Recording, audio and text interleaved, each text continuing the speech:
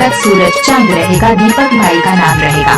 माया पीरित के वो जोड़ी बना ले मोला, संग मारे गाले कैथा दिल मा बसा ले कैथा, काबर रोवा थस रानी मोला सुन ले मोर दीवानी रानी, संग मारे गाले कैथा दिल मा बसा ले कैथा, काबर रोवा थस रानी मोला।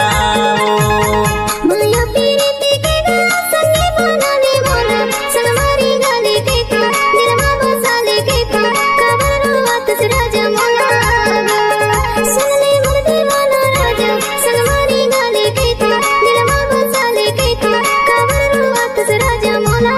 मिक्स बाय दीपक सुंदराम वाले।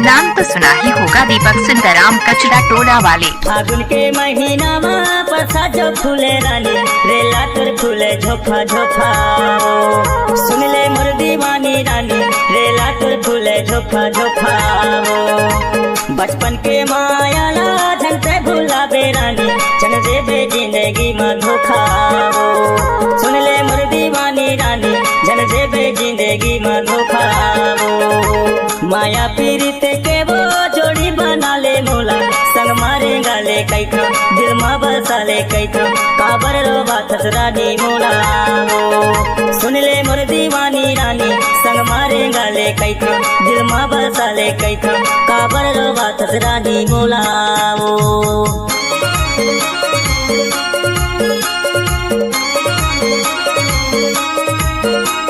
डीजे दीपक सुंदराम इस क्लोजअप।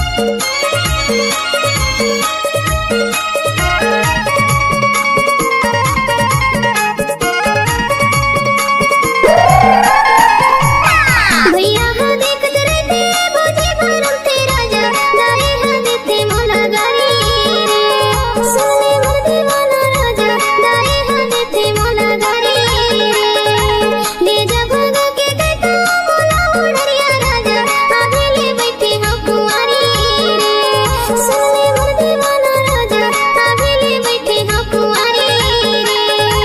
माया पीरित के संगे बना ले मोला, संग मारे गाले कैथा दिल मा बसा ले कैथा, काबर रोवा थस राजा मोला सुन ले मोर दीवाना राजा, संग मारे गाले कैथा दिल मा बसा ले कैथा, काबर रोवा थस राजा मोला।